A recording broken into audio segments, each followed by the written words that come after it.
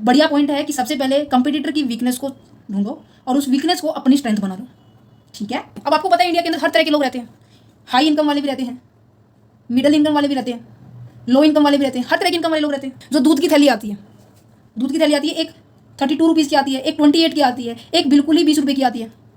दूध तो आता है, बट क्वालिटी के अकॉर्डिंग, रेट के अकॉर्डिंग, उसकी क्वांटिटी के अकॉर्डिंग क्या हो रहा है, प्रोड्यूसर हर कस्टमर को देखकर अपने एक सामान को बना रहे हैं। हेलो स्टूडेंट, दिस इज तनु टिप्टान और आज हम करने वाले हैं हमारा नेक्स्ट चैप्टर, जिसके अंदर हम डिस्कस करेंगे बिजनेस इन्वायरमेंट का। ये टॉपिक कंप्लीट करने वाले हैं।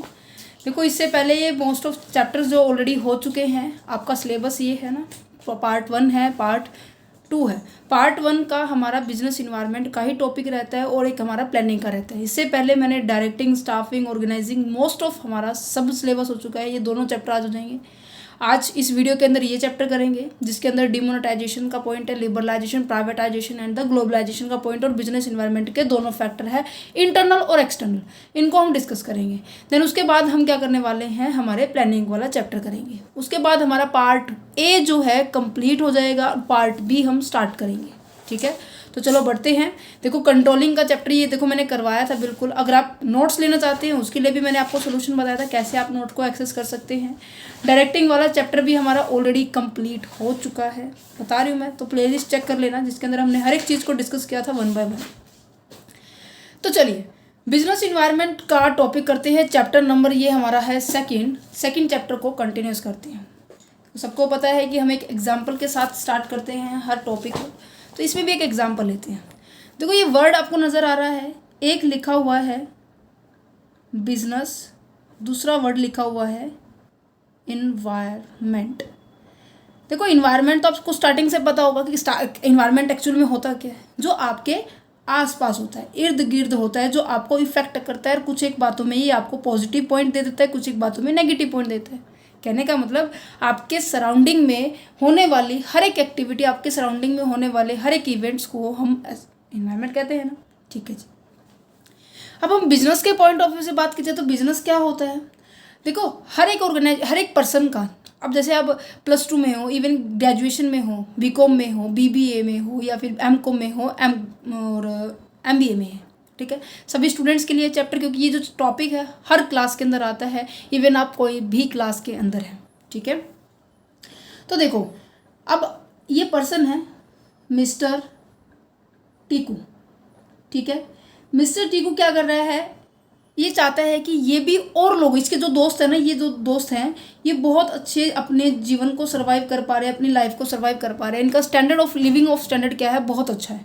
कारण क्या है कि इनके पास बहुत अच्छी अमाउंट में क्या है, पैसा है, ठीक है। सफिशिएंट अमाउंट में क्या है, पैसा है। तो टीकू ने भी सोचा कि मैं भी क्यों ना एक बिजनेस करूँ, जिससे मुझे क्या जनरेट हो, प्रॉफिट जनरेट हो, जिससे मेरी अर्निंग हो, ठीक है। इसने भी यही सोचा। तो इसके लिए उसे क्या सेट करना पड़ेगा, एक बिजनेस सेट करना पड़ेगा। बिजनेस बात की जाए तो बिजनेस एक ऐसी काम होता है जिसके अंदर हम अपने एक्टिविटीज़ परफॉर्म करते हैं, उन एक्टिविटीज़ के थ्रू हमें बेनिफिट्स प्रोवाइड करते हैं सोसाइटी को, इवन अपनी ऑर्गेनाइजेशन के मेंबर्स को, और उसके थ्रू हमें जो जनरेट होता है वो हमारी इनकम होती है। और सारे खर्चे जब हम माइनस कर देते हैं तब हमारी इनकम जनरेट होती है। तो बिजनेस हम उसे कहते हैं, ठीक है। तो कहने का मतलब, ह्यूमन के द्वारा जितनी भी एक्टिविटी परफॉर्म की जाती है, किस ऑब्जेक्टिव के लिए, प्रॉफिट को अर्न करने के लिए, इन फॉर्म ऑफ देरी को किसी भी फॉर्म में हम अर्न कर सकते हैं, ठीक है। वो कैसे होगी, अगर हम प्रोडक्शन करेंगे, या फिर एक्सट्रैक्शन करेंगे, या फिर purchase of the goods and service. हमारा किसी भी तरह का बिजनेस हो सकता है, किसी भी बिजनेस की, मतलब कोई भी एक्टिविटी परफॉर्म करो, बट मेन मोटिव क्या है हमारा, प्रॉफिट अर्निंग को जनरेट करना, ठीक है। उसे हम बिजनेस कहेंगे। और इन्वायरमेंट की अगर बात की जाए तो इन्वायरमेंट क्या है, surrounding of the business enterprises which have influence on the functioning of the business. जो बिजनेस के फंक्शन को इन्फ्लुएंस करता है, प्रभावित करता है। जैसे कि काफ़ी सारे फैक्टर्स होते हैं, जैसे कि एग्जाम्पल के तौर पर ले, अगर 13 जून 2013 याद है सबको, जब अमरनाथ के अंदर वो तहलका आया था, सबको याद है। अगर याद नहीं है तो कोई बात नहीं। जब भी कभी लैंडस्लाइड होती है, भूकंप आता है, या फिर बादल फट जाते हैं, तो उस एरिया में क्या हो जाता है, उस एरिया में थोड़े टाइम के लिए वर्किंग बंद हो जाती है, क्योंकि लोग उसके अंदर दबे होते हैं, या फिर कुछ हादसा होने के कारण वहाँ की सिचुएशन पहले जैसी बनाने में थोड़ा टाइम लगता है, जिसके कारण हर एक एक्टिविटी में क्या हो जाती है, बाधा क्रिएट हो जाती है। ये भी इन्वायरमेंट है। मीन्स की सराउंडिंग, अपने आसपास होने वाली हर एक्टिविटी जो आपके बिजनेस को इफेक्ट करे, that's known as a environment. और बिजनेस को कहने का मतलब वो सभी एक्टिविटी जो आप एक अर्निंग के लिए, एक अपने प्रॉफिट को जनरेट करने के लिए जो भी एक्टिविटी परफॉर्म करे उसे हम बिजनेस कहते हैं। इवन जैसे कि अब मैं देखो, अगर मैं एक चाय की दुकान चलाऊं तो मेरे लिए वो बिजनेस है, क्योंकि मैं चाय सेल करूंगी तो मेरे पास क्या आएगा, पैसा आएगा। अगर मैं किसी बर्गर किंग को ओपन करूं तो मेरा क्या है, वो कैफ़े हो जाएगा। कैफ़े से मैं उसको सेल करूंगी तो मुझे मतलब कोई भी एक्टिविटी जिससे मुझे प्रॉफिट जनरेट हो, ठीक है। इवन वो गुड्स भी हो सकती है, सर्विसेज भी हो सकती है। +1 क्लास के अंदर हमने पढ़ा था ना कि बिजनेस ह्यूमन एक्टिविटी, एक तो ह्यूमन एक्टिविटी होती है और एक ह्यूमन एक्टिविटी के अंदर 2 पार्ट्स होती हैं। एक तो फाइनेंशियल एक्टिविटी जनरेट करने, मतलब कि जिसमें अंदर बिजनेस प्रोफेशन वर्कर्स आते हैं, है ना। एक नॉन फाइनेंशियल एक्टिविटी होती है जिसके अंदर हम NGO ओपन करते हैं, ठीक है। तो चलो, तो organisation can survive and grow only when it continuously and quickly adopt to changing the environment. एक बिजनेस तभी आगे ग्रो कर पाएगा, तभी आगे सर्वाइव कर पाएगा। सर्वाइव मीन्स कि एक इन्वायरमेंट में तभी रह पाएगा जब वो क्या है, कंटिन्यूसली अपडेटेड रहता रहेगा, चेंज होता रहेगा जैसे जैसे इन्वायरमेंट में चेंज आ रही है। अब जैसे कि अब आपने इतना देखा होगा कि टेक्नोलॉजी कितनी आ चुकी है। पहले क्या होता था, पहले अगर बात की जाए, पहले पढ़ाई कैसे होती थी, तख्ती होती थी, कलम होती थी, है ना। फिर स्लेट बत्ती आई, देन उसके बाद फिर कॉपी पेन आया, देन उसके बाद फिर क्या आ गया, फिर अब ब्लैक बोर्ड आ गया, फिर वाइट बोर्ड आया, फिर अब डिजिटल बोर्ड आ गया, ठीक है। अब प्रोजेक्टर्स पे पढ़ाया जा रहा है। ये क्या रहा है, ड्यूरिंग द टाइम ऐसे ऐसे चेंज होता जा रहा है। अगर आप अपडेट नहीं होंगे तो अभी भी आप तख्ती के ऊपर पढ़ाएंगे तो नॉर्मल सी बात है, जो आज की जनरेशन के बच्चे उसको अडोप्ट नहीं, नॉर्मल सी बात है, नहीं लेंगे। तो आपको अकॉर्डिंग टू टाइम उसे क्या करना पड़ेगा, अपनाना पड़ेगा, अडोप्ट करना पड़ेगा, ठीक है। तो यहाँ पे यही बात की गई है। एक ऑर्गेनाइजेशन सर्वाइव और ग्रोथ तभी कर पाता है जब वो कंटिन्यूसली वो अपने आप को चेंज और अपडेट करता रहेगा। इसके अंदर अब बिजनेस के अंदर 2 कंसेप्ट है, एक तो ओल्ड कंसेप्ट है, एक मॉडर्न कंसेप्ट है। ओल्ड कंसेप्ट में क्या कहता है कि बिजनेस में भी define as a human activity directed towards the producing और acquiring wealth through buying and selling. कह रहा है कि पहले जो काम होता था ना वो प्रोडक्शन बेस पे होता था, कि प्रोडक्शन करते जाओ करते जाओ करते जाओ। डजेंट मैटर कि कस्टमर उसको खरीदेगा नहीं खरीदेगा, कोई मैटर नहीं करता था। बस हाँ, बाइंग के ऊपर फोकस किया जाता था, सेलिंग के ऊपर फोकस किया जाता था कि किस तरीके से अपनी वेल्थ को इंक्रीज किया जा सकता है एक ऑर्गेनाइजेशन की। बट मॉडर्न कंसेप्ट की अगर बात की जाए, यहाँ पर प्रॉफिट मैक्सिमाइजेशन तो अचीव होता है, बट कैसे अचीव होता है, कस्टमर के सेटिस्फैक्शन की, मतलब कि कस्टमर के पॉइंट ऑफ व्यू से। पहले कस्टमर की डिमांड देखी जाती है कि जैसे कस्टमर, देखो पहले क्या होता था कि अपने हिसाब से प्रोडक्शन कर दिया जाता था, प्रोडक्ट का प्रोडक्शन कर दिया, अब उसको मार्केट में लेके जाया जाता था कि हाँ ये प्रोडक्ट आया है, ये लो खरीदो, इन पर्सन को ऑफर यही सामान दिया जाता था। ये तो था ओल्ड कंसेप्ट। बट अगर आज के टाइम की बात की जाए तो पहले मार्केट में लोगों को सर्च किया जाता है कि उनकी डिमांड क्या चल रही है, वो क्या चाह रहे हैं, मार्केट में किसकी डिमांड ज़्यादा है, ठीक है।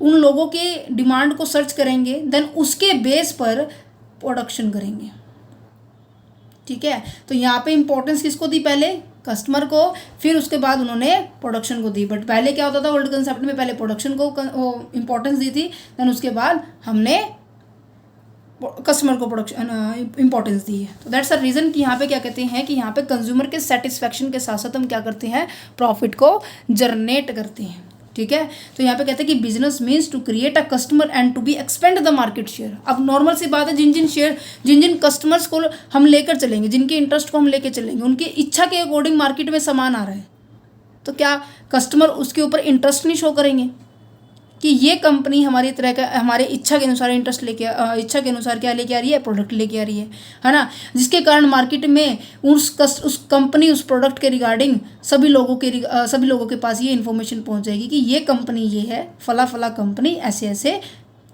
सामान बेच रही है। ये सभी के सभी लोग, पहले तो ये 8 लोग यूज़ करते थे, अब इन्होंने कहा कि ये जो कंपनी है ना बहुत अच्छा प्रोडक्शन करती है, अपनी नीड के अकॉर्डिंग करती है, एक अफोर्डेबल प्राइस में होता है, अच्छी पैकिंग होती है, अट्रैक्शन पॉइंट होता है, लेबलिंग, पैकेजिंग, ब्रांडिंग सब बढ़िया होता है, टॉप क्वालिटी का होता है। तो क्या इनके कस्टमर नहीं बढ़ जाएंगे, ऑब्वियसली, ठीक है। तो ये था कंसेप्ट आपका बिजनेस का। बिजनेस क्या होता है, इन्वायरमेंट क्या होता है, कैसे बिजनेस में इन्वायरमेंट इफेक्ट करता है, ठीक है। अब बात करते हैं हमारे नेक्स्ट पॉइंट की, तो component of the environment. Environment के कंपोनेंट कौन कौन से हैं, मीन्स कि किन किन फैक्टर से एक बिजनेस इफेक्ट हो सकता है। इसके नॉर्मली हमारे दो कंपोनेंट है, एंड फर्स्ट इज दैट कि हमारा इंटरनल इन्वायरमेंट होता है, एंड सेकंड इज दैट हमारा एक्सटर्नल इन्वायरमेंट होता है। Is it clear? Internal environment क्या कहता है कि इंटरनल इन्वायरमेंट हमारा कहता है कि internal environment include internal factor of the business with in organisation की बात की जा रही है। एक तो होता है, ये देखो अभी मैं बना रही हूँ इसको ध्यान रखना, क्योंकि पूरे चैप्टर में यही एग्जाम्पल यूज़ करेंगे। ये आपका बिजनेस है, ठीक है, ये मेरा बिजनेस है, कंसेप्चुअल स्टडी पॉइंट, ठीक है, ये मेरा बिजनेस है, ठीक है। अब इसके अंदर ये मेरी बाउंड्री सेट कर दी मैंने, ठीक है। इसके अंदर जितनी भी पॉलिसी होंगी, जितने भी इंफ्रास्ट्रक्चर होंगे, मैन पावर होंगे, फिनेंस की अरेंजमेंट होगी, ठीक है, ह्यूमन रिसोर्समेंट होंगे, फिजिकल रिसोर्सेज होंगे, उनका यूज़, मेरे ऑब्जेक्टिव, ये सभी पॉइंट मेरे बिजनेस से रिलेटेड है, ये मैंने सेट किए हैं, है ना, ये मैंने सेट किए हैं। तो नॉर्मल सी बात है, ऐसे ऑब्जेक्टिव, ऐसी पॉलिसी, ऐसे फाइनेंशियल रिसोर्सेज जिनके थ्रू हमारे ऑर्गेनाइजेशन की इंटरनली इफेक्ट हो ना, उसे हम इंटरनल इन्वायरमेंट कहते हैं। बाकी बचा ये बाहर का दायरा और ये बाहर का दायरा। अभी हम कहाँ हैं? अभी हम इस वाले एरिया में, मैं इसको ऐसे करती हूँ, ठीक है, समझेंगे पूरा अच्छे से, क्योंकि इतना मुश्किल नहीं है टॉपिक जितना आप लोगों ने बना रखा है। ये बहुत आसान टॉपिक है। ये लहरिए के अंदर वाला पोर्शन क्या है? Internal environment. अब इसके अंदर देखते हैं क्या क्या पॉइंट आते हैं। सबसे पहला पॉइंट क्या है कि including the internal factor of the business के इंटरनल फैक्टर्स को ये क्या करते हैं? इंक्लूड करते हैं, ठीक है। और नॉर्मल सी बात है, इंटरनल है तो इसको आप थोड़ा सा कंट्रोल कर सकते हो, बहुत ज़्यादा कंट्रोल कर सकते हो, ऊपर इसके ऊपर आपका पूरा कंट्रोल होता है, ठीक है। इन्वायरमेंट क्या होता है? विद इन अ ऑर्गेनाइजेशन होता है। फोर्थ पॉइंट कहते हैं कि इंटरनल इन्वायरमेंट के अंदर क्या चीज़ इंक्लूड होती है? 5M।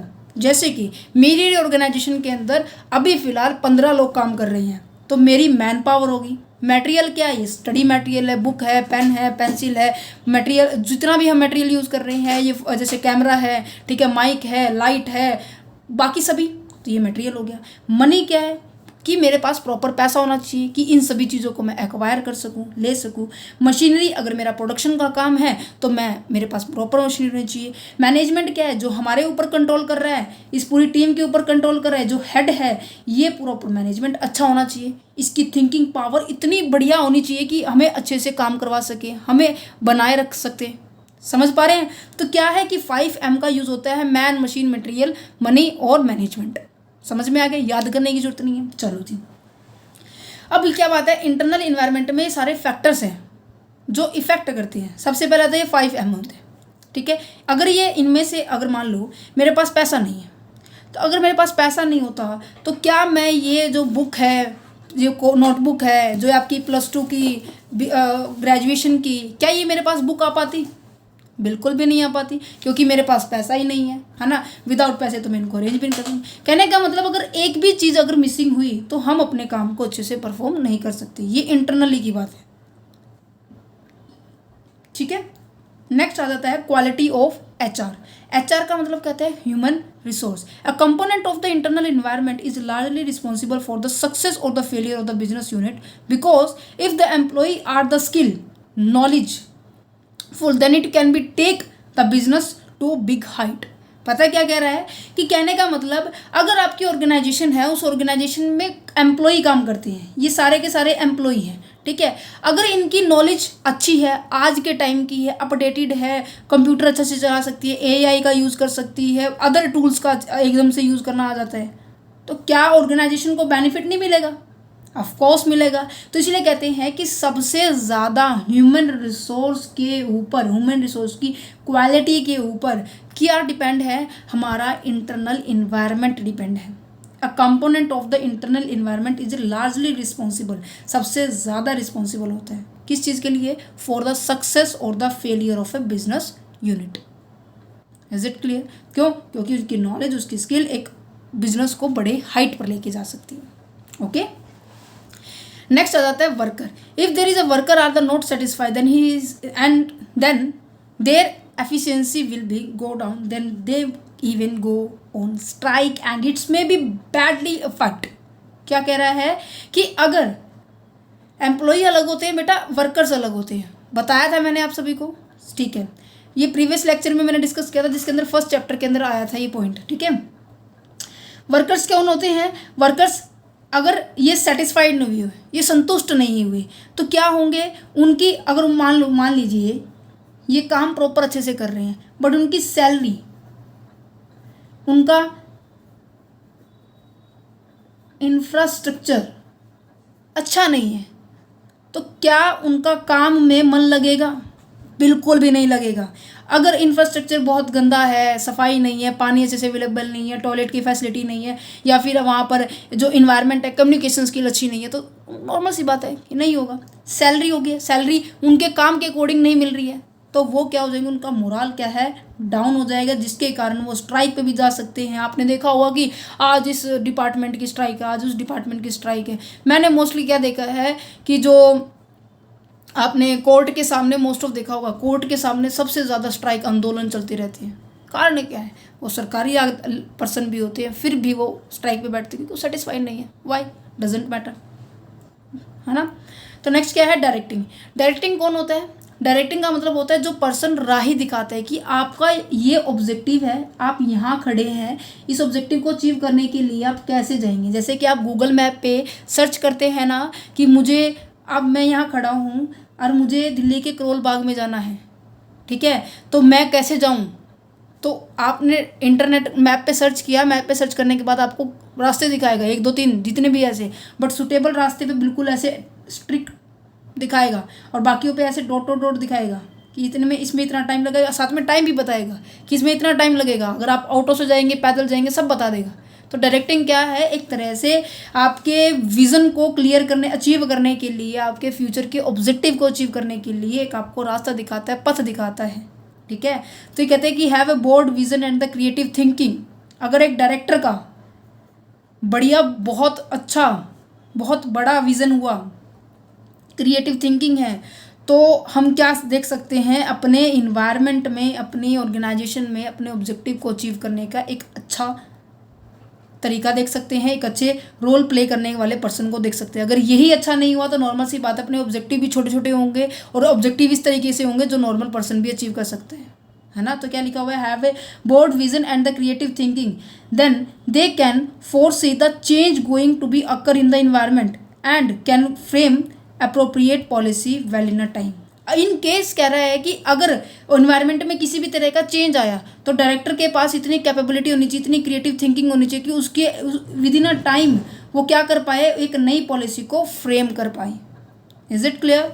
चलिए नेक्स्ट पॉइंट आ जाता है इसी के अंदर कि working marketing activity. Marketing activity के अंदर क्या है कि including the research and development activity are also done, also a part of the internal environment. If there is a good research and marketing activity, get large market share. कहने का मतलब marketing activity में क्या होता है कि research करना कि लोगों का इंटरेस्ट कैसा चल रहा है, लोगों का टेस्ट क्या है, मार्केट में नया प्रोडक्ट कौन लेके आया, आपका कंपटीटर कौन है, और नई डिमांड क्या है, क्या उनकी इच्छा है ना। तो ये सभी चीज़ें रिसर्च करना, डेवलपमेंट करना, एक रिसर्च करके एक पर्टिकुलर प्रोडक्ट को डेवलप करना जिसके कारण उस कस्टमर की नीड को क्या कर सको, आप सेटिस्फाई कर सको, ठीक है। और अगर आप किसी पर्सन की नीड को सेटिस्फाई कर रहे हो, जैसे कि एग्जांपल के तौर पर सेंसोडाइन टूथपेस्ट थी, है ना, वो स्पेशल नॉर्मल टूथपेस्ट थी, कोलगेट है, पेप्सोडेंट है, डाबरलाल दंतमंजन है, ये सभी है, बट सेंसोडाइन अलग क्यों आई? उसने देखा कि जो दांतों में झंझनाहट होती है उस झंझनाहट को किस तरीके से दूर किया जाए, और उसके रिगार्डिंग फिर आपने एक प्रोडक्ट को डेवलप किया, आपने रिसर्च की पहले तो कैसे क्या नीड है, देन इसी कारण से अब उसके मार्केट में शेयर जो सब्सक्राइबर्स हैं, मतलब कि जो लोग खरीदने वाले हैं वो बढ़ गए हैं। That's it reason. Available physical and the financial resources both are भी एडुकेट फॉर्म में होने चाहिए, चाहे आपका फिजिकल रिसोर्सेज हो चाहे आपके पास फाइनेंशियल रिसोर्सेज हो, दोनों पर्याप्त मात्रा में होने चाहिए, और इन पर्याप्त मात्रा में हुए रिसोर्सेज का आपको सही ढंग से यूज़ करना भी आना चाहिए। ये नहीं है कि आपके पास रखें, ठीक है, बट उसका यूज़ भी तो आना चाहिए ना बेटा, समझ पा रहे हैं? ठीक है। इंटरनल इन्वायरमेंट में और क्या क्या इंक्लूड होते हैं? इंटरनल इन्वायरमेंट में आपके ऑर्गेनाइजेशन का ऑब्जेक्टिव, ऐसा ऑर्गेनाइजेशन का ऑब्जेक्टिव सेट कर दिया कि ये कभी पूरा ही नहीं हो सकता, कभी अचीव ही नहीं हो सकता, है ना। तो हमेशा अपने ऑर्गेनाइजेशन का जो ऑब्जेक्टिव है हमेशा अचीवेबल होना चाहिए, ना ही ज़्यादा शॉर्ट ना ही ज़्यादा ब्रॉड, ठीक है। नेक्स्ट कहते हैं कि मैनेजमेंट की मैनेजरियल पॉलिसी, जो मैनेजमेंट की जो पॉलिसी होती है ना वो इस तरीके से होनी चाहिए कि जो सबके पॉइंट ऑफ व्यू से फेवरेबल हो, क्योंकि ऑर्गेनाइजेशन में देखो सब व्यक्ति काम करते हैं, इवन लोअर लेवल मैनेजमेंट भी काम करता है, मिडिल लेवल भी काम करता है, टॉप में भी तो काम करता ही करता है जो पॉलिसी बनाते हैं। तो पॉलिसी सबके पॉइंट ऑफ व्यू से क्या होनी चाहिए? पॉजिटिव होनी चाहिए।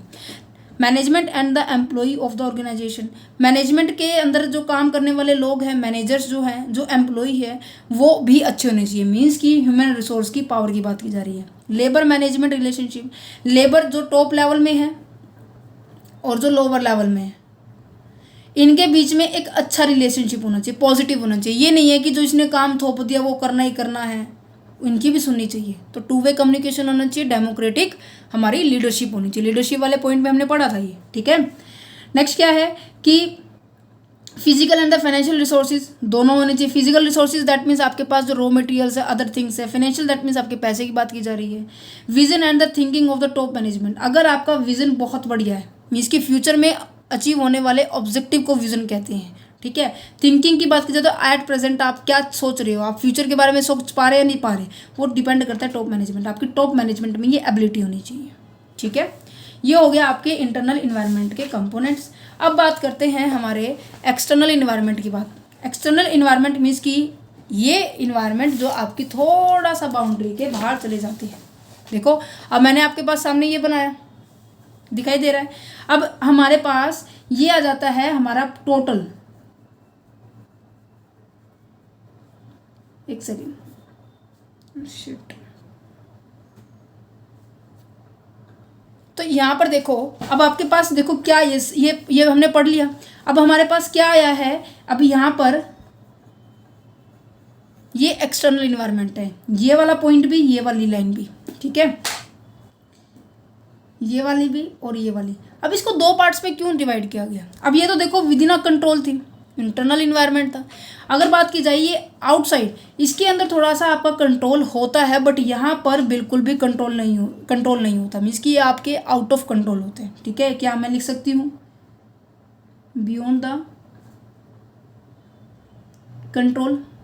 कंट्रोल के बिल्कुल बाहर है, बट यहाँ पर थोड़ा सा अप टू अ लिमिट होती है कि आप उसके ऊपर क्या कर सके, काम कर सके, ठीक है जी।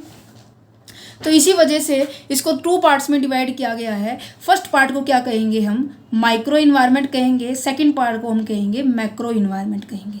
माइक्रो इन्वायरमेंट के हमारे 6 पार्ट हैं, मैक्रो इन्वायरमेंट के हमारे 7 पार्ट्स हैं। इनको भी हम डिस्कस करते हैं किस तरीके से बिजनेस को इफेक्ट करते हैं, ठीक है। अब सबसे पहले माइक्रो इन्वायरमेंट की बात करते हैं। अब देखो ये जो जितने भी इन्वायरमेंट होंगे ना एक्सटर्नल, ये हमारे लिए क्या क्रिएट करेंगे? नॉर्मल सी बात है, अगर गवर्नमेंट की कोई भी ऐसी पॉलिसी आई जिसकी हेल्प से आपको या तो अपॉर्चुनिटी मिल सकती है या फिर आपको क्या मिल सकती है, या फिर आपके लिए डर क्रिएट हो सकता है, थ्रेट। अपॉर्चुनिटी मिली तो नॉर्मल सी बात आपके लिए प्रॉफिट जनरेट करेगी। अगर आप उसके लिए कैपेबल नहीं, आप उस पॉलिसी को अडॉप्ट ही नहीं कर पा रहे, तो आपके लिए वो नेगेटिव पॉइंट्स है, आप लॉस में जा सकते हो, आप या फिर मार्केट से बाहर भी हो सकते हो, है ना।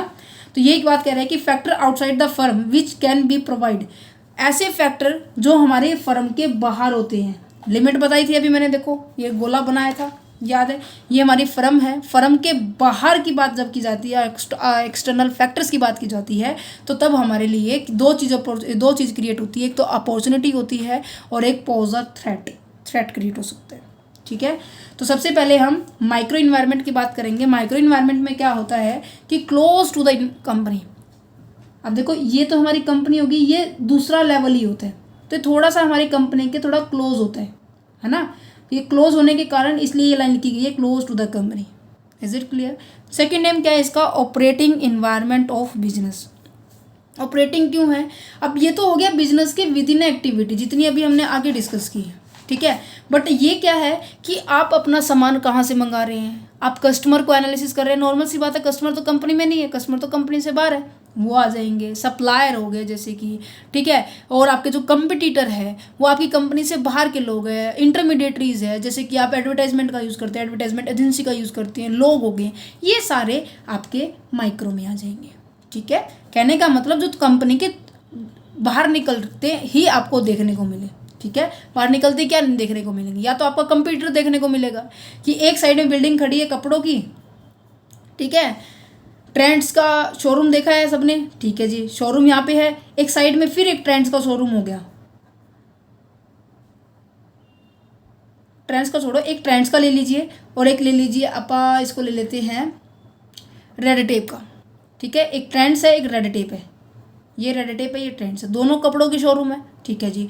अब है कपड़ों के शोरूम, बट प्रॉफिट किसका ज़्यादा जनरेट हो रहा है, प्रॉफिट किसका कम जनरेट हो रहा है, वो डिपेंड करता है इनकी पॉलिसीज़ के ऊपर। जो इंटरनल था इनकी पॉलिसीज़ थी, एक सामान कहाँ से मंगवा रही है, कस्टमर को कौन अच्छे से एनालिसिस कर रहा है, कौन से मीडिया का यूज़ कर रहा है, जो अच्छे से इनको करेगा वो नॉर्मल सी बात है प्रॉफिट अच्छा जनरेट कर पाएगा। तो फ्लिप कॉटलर के अकॉर्डिंग माइक्रो इन्वायरमेंट की क्या डेफिनेशन दी गई है, ध्यान से सुनो। ये माइक्रो इन्वायरमेंट कंसिस्ट उन फैक्टर्स को करता है कंपनी का जो immediately environment which affect the performance of the business unit, जो बिजनेस यूनिट को अफेक्ट करते हैं, जिसके अंदर क्या क्या इंक्लूड है, सप्लायर है कि कौन आपको रॉ मटेरियल प्रोवाइड कर रहा है, मार्केट इंटरमीडिएरीज है कि कौन कौन बीच में पर्सन आ रहे हैं एज ए मिडल मैन की तरह, कंपटीटर है, कस्टमर है, एक पब्लिक है। सबको वन बाय वन डिस्कस करते हैं, सबको मैंने डिफाइन किया हुआ है। चलो सबसे पहले फर्स्ट पॉइंट पे बढ़ते हैं। सप्लायर कौन होते हैं? सप्लायर वो पर्सन होते हैं जो व्यक्ति आपको रॉ मटेरियल प्रोवाइड करते हैं। अब मैं कह रही हूँ कि मैं हमेशा ये, ठीक है, मैं हूँ तनु, ठीक है, मेरी एक कंपनी है, ठीक है, गारमेंट्स की, ठीक है, और मुझे क्या चाहिए होता है, नॉर्मल सी बात है, मुझे रॉ मटेरियल चाहिए। तो मैं ये रॉ मटेरियल कहाँ से लूँगी, जल्दी बताइए। रॉ मटेरियल मैं कहाँ से लूँगी, मैं सप्लायर से लूँगी रॉ मटेरियल, ठीक है जी। तो मैंने क्या किया, सप्लायर से कॉन्टेक्ट किया, तो मैंने देखा कि सप्लायर से कॉन्टेक्ट करने के बाद उसने मुझे सामान दे दिया। मैं लगातार 10 सालों से 10 ईयर से मैं एक ही सप्लायर से सामान ले रही हूँ। जब जिस टाइम पे मैंने बोला है उसी टाइम पे मुझे लाकर दे रहे हैं। तो दैट मीन्स क्या है ये कि मेरे पास जो सप्लायर है वो कैसा सप्लायर है, रिलायबल सप्लायर है, मीन्स कि जिसके ऊपर मैं विश्वास कर सकती हूँ।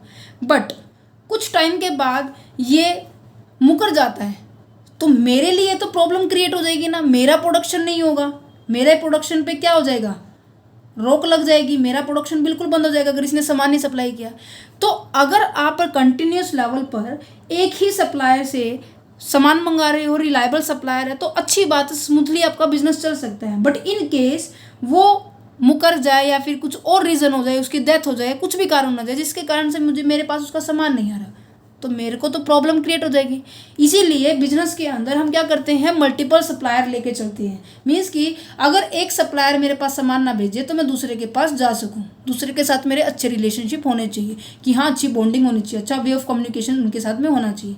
तो सप्लायर वो पर्सन होता है कि जिनके कारण हमारा प्रोडक्शन शुरू होता है। तो इसीलिए सप्लायर, ये देखो हमारी कंपनी ये थी, सप्लायर हमारी कंपनी के बाहर है जहाँ से हमारा सामान आ रहा है। तो दैट्स अ रीज़न कि ये यहाँ पर माइक्रो में लेकर आए गए हैं, ठीक है जी। तो चलो बढ़ते हैं, क्या कहते हैं, supplier who supply the raw material and the component to the business unit. कोई भी कंपोनेंट आपका बिजनेस की, जैसे कि आपके जैसे कार मैकेनिक वालों के अंदर क्या होता है कि स्पेयर पार्ट्स मंगवाते हैं, ठीक है, ऑयल्स मंगवाते हैं, ठीक है, मिंडा का, यूएनओ का, ठीक है, ईएनआई का, ये सभी तेल्स होती हैं, ठीक है, ये तेल गाड़ियों में यूज़ होते हैं। स्पेयर पार्ट्स हो गया, स्पेयर पार्ट जैसे कि जो भी इक्विपमेंट होते हैं, अगर वो स्पेयर पार्ट वाले पर्सन ही सप्लायर होंगे हमारे लिए, अगर वो रिलायबल है तो हमारा बिजनेस क्या चल सकता है, स्मूथली चल सकता है। और अगर वो रिलायबल नहीं हुआ तो नॉर्मल सी बात है, हमें ज़्यादा से ज़्यादा amount as a inventory store करके रखना पड़ेगा, इन्वेंट्री स्टोर करके रखना पड़ेगा। तो दैट मीन्स हमें हमारे पास मनी जो है वो बहुत ज़्यादा होनी चाहिए उस पर्टिकुलर सामान को स्टोर करने के लिए। तो जिसके कारण हमारी कॉस्ट भी क्या हो सकती है, कई बार इंक्रीज हो सकती है ना। कई बार ये होता है कि हमने सामान तो मंगवा लिया, अब मंगवाया 100 रुपये में है, आज की डेट में मंगवाया 100 रुपये में है, बट कुछ टाइम के बाद वो 80 रुपये का हो गया, तो कॉस्ट तो हमारी बढ़ गई ना। हमने ख़रीदा इतने में था, अब उसकी कॉस्ट ही तो नहीं रह गई है, तो थोड़ा सा लॉस होने के चांसेस रहते हैं। ये हमारा माइक्रो इन्वायरमेंट में आ जाएगा। ठीक है, नेक्स्ट पॉइंट आ जाता है मल्टीपल सप्लायर हुए तो।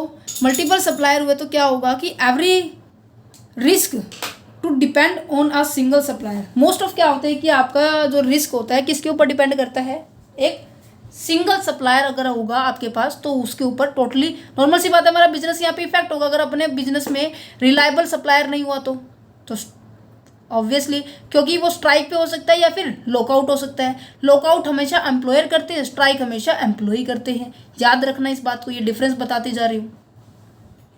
ठीक है, ये स्टार आप याद रखना, क्योंकि स्टार इसीलिए है क्योंकि आपके एग्जाम के पॉइंट ऑफ व्यू से MCQ में आ जाते हैं कि एम्प्लॉयर ने धरने पे बैठ गए हैं, अपना काम प्रोडक्शन बंद करके बैठे हैं, तो उसे हम क्या कहेंगे, लॉकआउट कहेंगे या स्ट्राइक कहेंगे।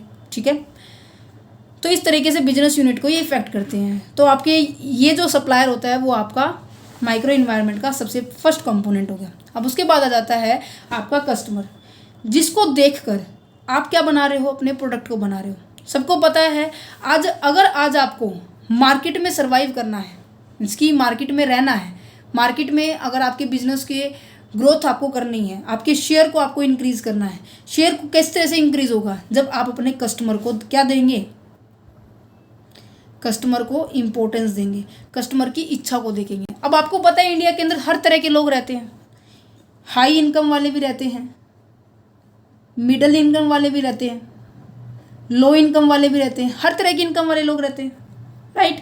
तो जो प्रोड्यूसर है वो हर तरह की इनकम वाले लोगों को देखकर क्या बनाएगा, सामान बनाएगा। अब ये तो है नहीं कि अब आपने देखा है जो दूध की थैली आती है, एक 32 रुपीज़ की आती है, एक 28 की आती है, एक बिल्कुल ही 20 रुपये की आती है। दूध तो आता है बट क्वालिटी के अकॉर्डिंग, रेट के अकॉर्डिंग, उसकी क्वांटिटी के अकॉर्डिंग क्या हो रहा है, प्रोड्यूसर हर कस्टमर को देखकर अपने सामान को बना रहे हैं। ठीक है, ऐसे बहुत बार होता है। अगर आप शर्ट लेने जाएं या फिर पैंट लेने जाएं, जारा की अगर प्रॉपर ब्रांड की कपड़े को लेने चले जाएं तो वो क्या आएगा, हाई रेट होगी। अगर उसकी कॉपी लेंगे तो क्या होगा, लो होंगी। अगर उसकी सेकंड कॉपी लेंगे तो वो मिडिल मैन के लिए होगी। समझ पा रहे हैं। तो कंज्यूमर क्या है, आपके लिए एक मार्केट में सर्वाइव होने के लिए एक तरह से मैं बोल सकती हूँ की है। अगर आपने इसको पढ़ लिया तो नॉर्मल सी बात में इसकी कंज्यूमर को समझ लिया तो आप मार्केट में अच्छे से सर्वाइव कर पाएंगे।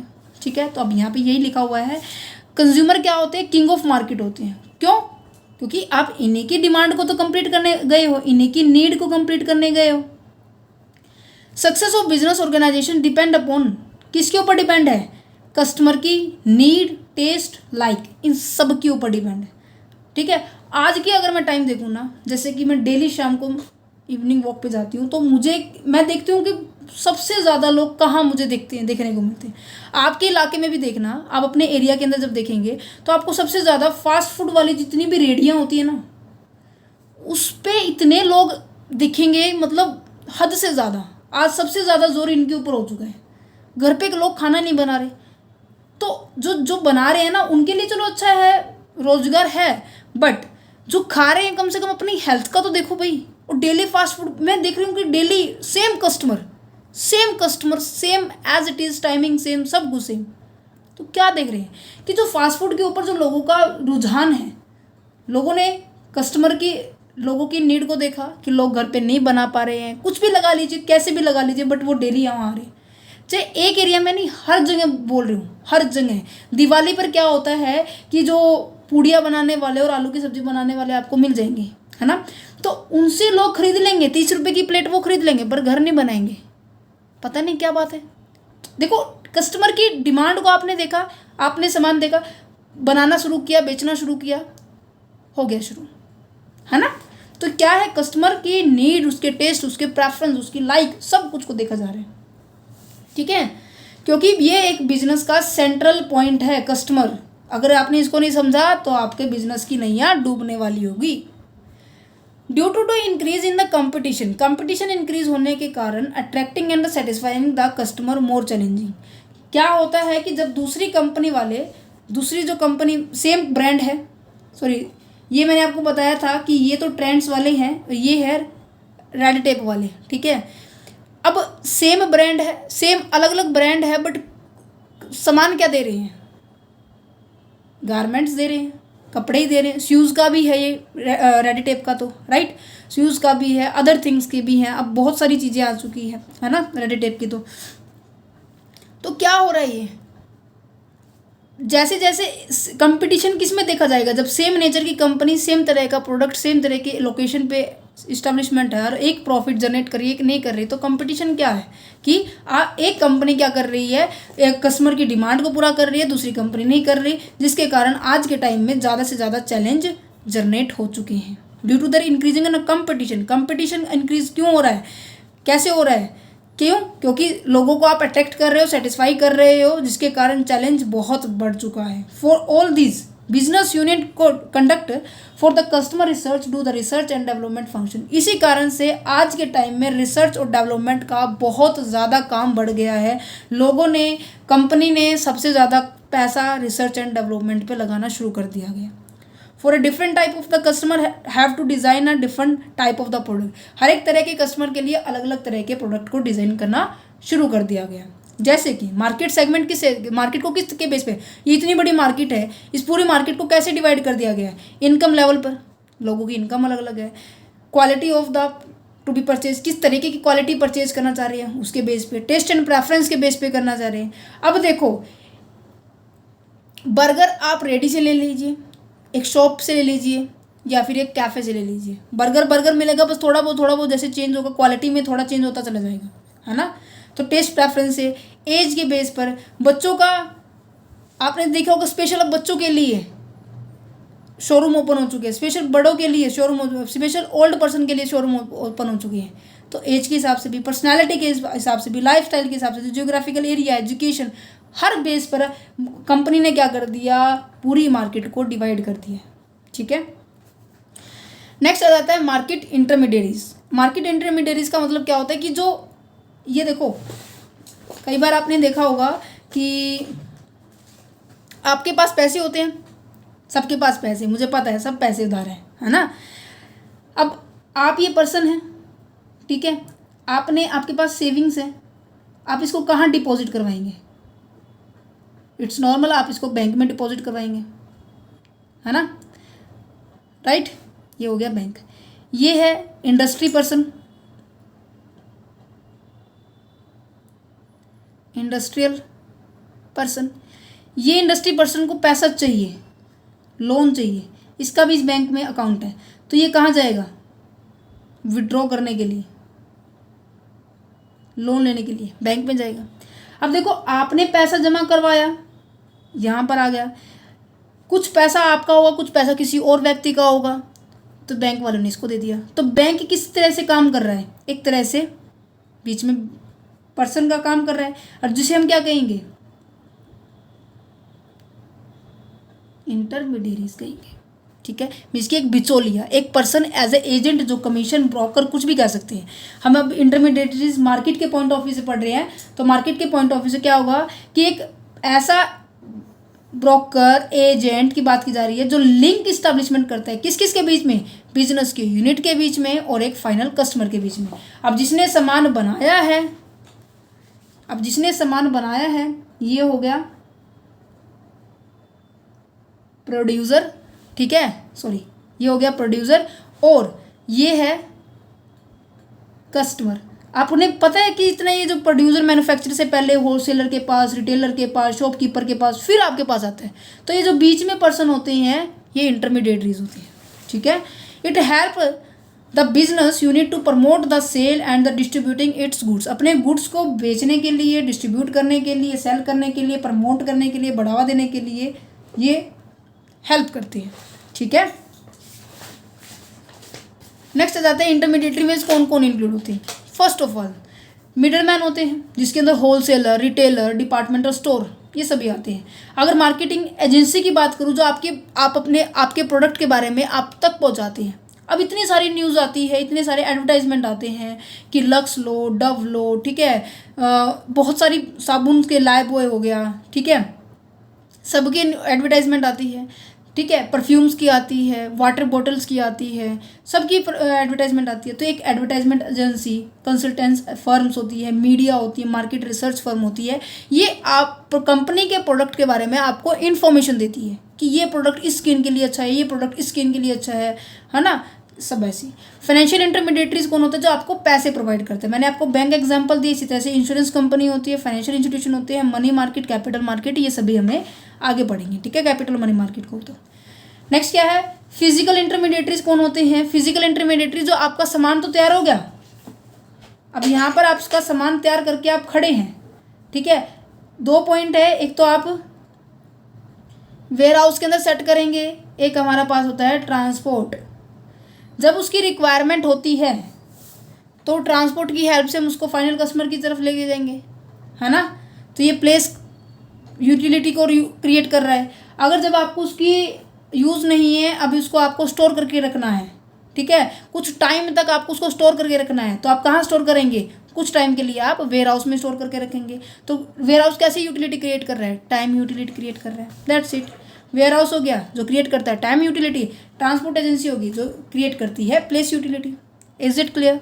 चलिए जी, अब आगे आ जाता है कंपटीटर, जिसके कारण आप रिसर्च के ऊपर इतना पैसा लगाते हैं, कस्टमर को सेटिस्फाइड करने की पूरी कोशिश करते हैं, इस किसके कारण? कंपटीटर के कारण। कंपटीटर कौन होता है पता है सबको? क्यों?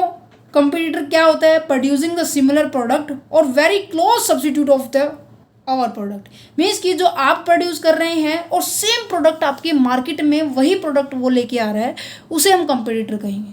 क्यों? नॉर्मल सी बात है, कंपटीशन किस में होता है? अब क्लास में सारे बच्चे हैं, एक क्लास के अगर कंपटीशन की बात करूँ तो वो कंपटीशन सेम होगा। क्यों? क्योंकि उसमें अगर मैं 7th क्लास को लूँ तो 7th क्लास में क्या होगा? हाँ, 7th क्लास में होगा कि 7th के बच्चों के बीच में कंपटीशन हो रहा है। अगर मैं 7th का 8th के साथ करूँ तो वो that's not a competition. Okay, कहते हैं कि normally every business is adjust according to their is action and reactions. हर एक बिजनेस अपने आप को एडजस्ट कैसे करता है? एक्शन या फिर रिएक्शन। किसके एक्शन रिएक्शन से? कंपटीटर के। क्यों? देखो, मार्केट में अगर आप रह रहे हो ना, मार्केट में कभी देखना 3 दुकानें लगातार हैं, दुकानें छोड़ो, चलो आप मंडी में चले जाइए सब्जी खरीदने के लिए। अगर एक पर्सन ने, मंडी वाले पर्सन ने, जो कुकुम्बर है, खीरे हैं, पहले 40 रुपये किलो दे रहा था, सारे 40 दे रहे थे, जैसे ही उसने 10 रुपये रेट कम किया तो सारे 10 रुपये रेट कम करेंगे, क्योंकि इसकी सेल अगर सबने कम नहीं किया तो सारे के सारे कस्टमर इसके पास आएंगे। तो इसलिए कह रहे हैं जो कंपटीटर होते हैं ना, सब मंडी में बैठे हैं, सब बेच रहे हैं। आपने नोट भी किया होगा, रेडी वालों के ना सबके रेट से एक जैसे मिलेंगे, जैसे ही एक ने कम कर दिया सारे कम करेंगे, क्योंकि अदरवाइज सबके कस्टमर एक के पास आ जाएंगे। तो कंपटीटर के एक्शन और रिएक्शन से हमें क्या करना पड़ता है? अपने मार्केट में सर्वाइव करना बहुत इंपॉर्टेंट हो जाता है, क्योंकि उसके अकॉर्डिंग हमें अपने आप को एडजस्ट करना पड़ता है, ठीक है। चलिए जी, अब आ जाते हैं नेक्स्ट एग्जाम्पल। यहाँ पे बहुत सारे हैं, जैसे कि मोटरसाइकिल वाला है। सबसे पहले उन्होंने मैन्युफैक्चर किया, face competitions not only from other brand of the motorcycle but. कहने का मतलब मैं इसको बताती हूँ ऐसे करके। एक मोटरसाइकिल मैन्युफैक्चरिंग कंपनी थी, अब उसको कंपटीशन किससे होगा? अब ये मोटर साइकिल है तो नॉर्मल सी बात है, मोटर 2 व्हीलर की है, 2 व्हीलर कंपनी है जो 2 व्हीलर व्हीकल्स बनाती है। तो इसको कंपटीशन कब होगा? जब सेकंड 2 व्हीलर पॉइंट आएगा, जैसे कि स्कूटी हो गया, स्कूटर हो गया, बुलेट हो गया, है ना। अब लोगों का, अब ये केवल बाइक बना रही थी, अगर मार्केट में स्कूटी आ गई है, ठीक है, बुलेट आ गई है, या फिर अदर जो स्कूटर है वो आ गया है, कुछ भी आ गया है, 2 व्हीलर साइकिल आ गई है, तो लोग इनकी तरफ ज़्यादा अट्रैक्ट होंगे। अगर इन्होंने अच्छा अपने प्रोडक्ट को लॉन्च किया है तो इसकी डिमांड क्या हो जाएगी? कम, इनकी डिमांड हो जाएगी ज़्यादा। तो क्या होगा? तो जो मोनोपोली है आज के टाइम में वो बिल्कुल ख़त्म हो गई है। कारण यही है कि हर कंपटीटर, हर पर्सन कोई ना कोई इनोवेट कर रहा है अपने प्रोडक्ट के अंदर। तो no business unit enjoy the monopoly in the market, even the cut throat competition in the offer layer found. बहुत ज़्यादा बड़े लेवल पे आपको कंपटीशन देखने को मिलेगा, कोई भी पर्सन मोनोपोली को नहीं लेके चल रहा, ठीक है। तो बेस्ट क्या है कि बढ़िया पॉइंट है कि सबसे पहले कंपटीटर की वीकनेस को ढूंढो और उस वीकनेस को अपनी स्ट्रेंथ बना लो, ठीक है। चलो नेक्स्ट पॉइंट आ जाता है पब्लिक। पब्लिक की बात की जाए तो पब्लिक में कौन आ जाता है? पब्लिक में जैसे कि एक्चुअल पर्सन की बात की जा रही है, जिसमें आप रह रहे हो, जिस सोसाइटी में आप देखो, हर एक बिजनेस एक सोसाइटी का पार्ट होते हैं। अगर कोई इंडस्ट्री सेटअप हो रही है तो इंडस्ट्री नॉर्मल सी बात है, अगर वो पॉल्यूटेड इंडस्ट्री है तो कहाँ सेटअप होगी? Out of area. अगर वो उसमें से ज़्यादा धुआं निकलता है तो उसे हम क्या करेंगे? आउट ऑफ एरिया से इस्टेब्लिशमेंट कर देंगे। अगर एक ऐसी कंपनी है जिसमें डेली रूटीन का सामान मिलता है, कॉस्मेटिक का मिलता है, या फिर हम मान लीजिए मिल्क वाली दुकान ले लीजिए, दूध वाली दुकान होती है, ठीक है, जहाँ पर पनीर, ठीक है, सोयाबीन या फिर अदर दूध की दुकान मटेरियल्स मिलते हैं, चॉकलेट मिलते हैं, ये सब मिलते हैं, तो ऐसी दुकान को आप बाहर रखोगे? आउट ऑफ एरिया में रखोगे? नहीं ना, उसको बीच ऑफ लोगों की सोसाइटी के बीच में रखेंगे, है ना। तो हमेशा जो कंपनी जब क्या होती है, सोसाइटी का एक पार्ट होती है, अगर वो कंपनी सोसाइटी को नुकसान पहुंचा रही है तो इट्स नॉर्मल कि वो उसके खिलाफ क्या कर सकते हैं? आवाज़ उठा सकते हैं, है ना। अगर जैसे ही इसने आवाज़ उठा दी तो नॉर्मल सी बात है, इसकी जो वैल्यू है, इसकी जो इमेज है वो डाउन चली जाएगी। इस इमेज को बनाए रखने के लिए कंपनी को हर कदम फूक फूक के रखना पड़ता है। कहते हैं ना कि दूध का जला तो अब छाछ को भी फूक मार मार के पीता है ना। तो इसी तरह से कंपनी को भी सोसाइटी में अगर रहना है तो क्या होता है, उसे हर एक पॉइंट को बिल्कुल ध्यान से पॉइंट आउट करना था। पब्लिक में क्या इंक्लूड हो गए? पब्लिक मीडिया पब्लिक इंक्लूड होगी, और हमारे पास लोकल पब्लिक इंक्लूड होगी। मीडिया की बात की जाए तो जिसके अंदर न्यूज़पेपर वाले होते हैं, मैगजीन वाले होते हैं, जर्नल्स वाले होते हैं, हर एक के अंदर आपकी कंपनी के बारे में इन्फॉर्मेशन होती है, ठीक है, जो कि फेवरेबल भी हो सकती है, एडवर्स भी हो सकती है। Both type of the remark have the effect the reputation of the company. Company की रेपुटेशन को बिल्कुल अफेक्ट करती है। बट लोकल पब्लिक की बात की जाए तो public living in a area, उस एरिया में रहती है बिजनेस आपका जहाँ पर आपकी बिजनेस सेटअप होता है। देखो क्या लिखा हुआ, public living in a area where the business unit is setup. जहाँ पे बिजनेस यूनिट सेटअप होती है ना, वहाँ पे लोग रहते हैं। अगर आपका बिजनेस से हमें पोल्यूशन के रिगार्डिंग इशू है या फिर नॉइज़ के रिगार्डिंग इशू है, आपको पता है जो शीशे बनाने वाला जो काम होता है ना, उसमें इतनी साउंड आती है, मतलब ऐसा लगता है कि कान ऐसे खराब होने को हो जाता है अगर आप उसको बिल्कुल ध्यान से सुने तो, अगर आपके बिल्कुल साइड में चल रहा है तो ऐसा होता है। तो नॉइज़ की इशू है, पोल्यूशन का इशू है, तो आप क्या कर सकते हो? पब्लिक कंप्लेंट कर सकती है, जिसके कारण या तो आपके पास दो ऑप्शन होते हैं, या तो आप क्या कर दो, उसके लिए रिगार्डिंग आप कंट्रोल जो इक्विपमेंट होता है, कंट्रोल इक्विपमेंट आप सेटअप कर लो। पोल्यूशन को कंट्रोल करने के लिए इक्विपमेंट आता है, ठीक है, नॉइज़ कैंसलेशन पॉइंट आता है, उसको आप ले सकते हैं। या फिर आपका बिजनेस क्या हो सकता है? सस्पेंड हो सकता है, आपका बिजनेस रुबन्स हो सकता है, क्लोज हो सकता है। Is it clear? समझ में आ गया? तो ये थे आपके, ये देखो इसमें लिखा हुआ है business unit suspend its operation. या तो आपके बिजनेस को ऑपरेशन का बंद करना पड़ेगा, या फिर आपको अपने एक ऐसे इंस्ट्रूमेंट को इंस्टॉल करना पड़ेगा जो आपकी इसकी प्रॉब्लम को शॉर्ट आउट करता हो। तो ये तो पॉइंट हो गए आपके किसके? माइक्रो के, जिसके अंदर हमने सभी को पॉइंट किया। सप्लायर, रिलायबल और मल्टीपल सप्लायर होते हैं। मार्केट इंटरमीडिएटरीज हमने पढ़ी, जिसके अंदर हमने फिजिकल इंटरमीडिएटरी पढ़ी, फाइनेंशियल इंटरमीडिएटरीज पढ़ी, एडवर्टाइजिंग की पॉइंट ऑफ व्यू से पढ़ी, कंपटीटर पढ़ा हमने, कस्टमर पढ़ा हमने, कस्टमर की नीड को देखा हमने, कैसे कैसे कस्टमर को होते हैं, और बाद में हमने पब्लिक को पढ़ा, ठीक है। अब नेक्स्ट वीडियो के अंदर हम माइक्रो को डिस्कस करेंगे। दिस पॉइंट माइक्रो थोड़ा सा लंबा पॉइंट है, कम से कम 30 से 40 मिनट का है, तो ये ज़्यादा वीडियो लंबी हो जाएगी, तो इसको हम आगे प्रोसीड करेंगे। देन उसके बाद हम एक वीडियो के अंदर हम डीमोनेटाइजेशन कर लेंगे। देन उसके बाद हम इकोनॉमिक रिफॉर्म करेंगे। वो छोटे छोटे पॉइंट है, बहुत इंटरेस्टिंग पॉइंट है। देन उसके बाद आपका चैप्टर मोस्ट ऑफ कंप्लीट हो जाएगा, ठीक है। यहाँ पे आपका चैप्टर कंप्लीट हो जाएगा। अगर आपको वीडियो अच्छी लगी है तो प्लीज़ लाइक करना, बच्चों के पास शेयर करना। और हाँ, अगर आपको ये नोट्स चाहिए तो आपको क्या करना पड़ेगा, जो लिंक जो है डिस्क्रिप्शन बॉक्स में दिया हुआ है, ठीक है। डिस्क्रिप्शन बॉक्स में लिंक ईमेल का भी है, और इन्फॉर्मेशन आपको व्हाट्सएप नंबर की भी दी हुई है। व्हाट्सएप नंबर अवेलेबल है।